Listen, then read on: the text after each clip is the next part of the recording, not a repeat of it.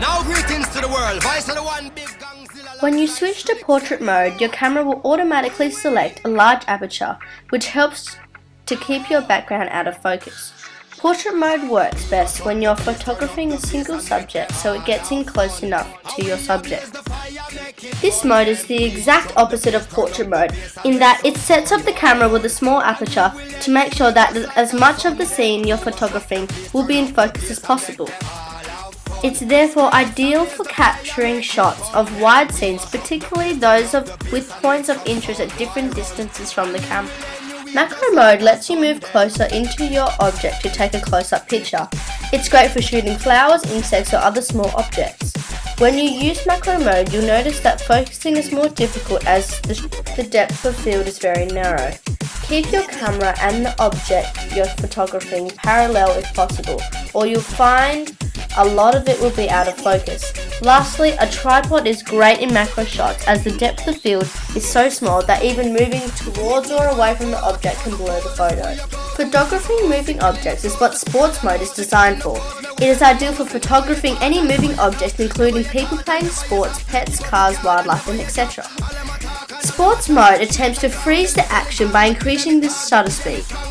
When photographing fast-moving subjects, you can also increase your chances of capturing them by planning of your camera along the subject or by attempting to pre-focus your camera on a spot where the subject will be when you want to photograph it. This is a really fun mode to play around with, and you can create some wonderfully colourful and interesting shots.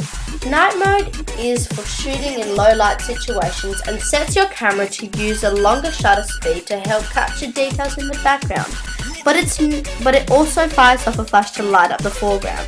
It's fun to take shots with this handheld to purposely blur your background, especially when there's a situation with lights behind your subject. It can give a fun and experimental look. This mode is really a semi-manual mode, where you choose the aperture and then your camera will choose the other settings so to ensure that you'll have a well-balanced exposure. Aperture priority mode is useful when you're looking to control the depth of field in a shot. Choosing a larger number aperture means the aperture is smaller and leaves less light to come in. This means that you'll have a larger depth of field, but your camera will choose a slower shutter speed.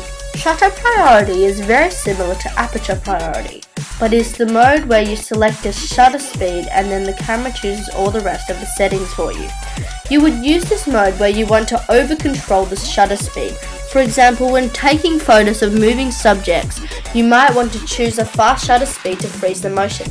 On the flip side, you might want to choose a slower shutter speed to take a picture of something that's moving slower like a waterfall and to capture all the fluffiness. In this mode, you have full control over your camera and you need to think about all the settings including shutter speed, aperture, ISO, etc. It gives you the flexibility to set your shots up as you wish.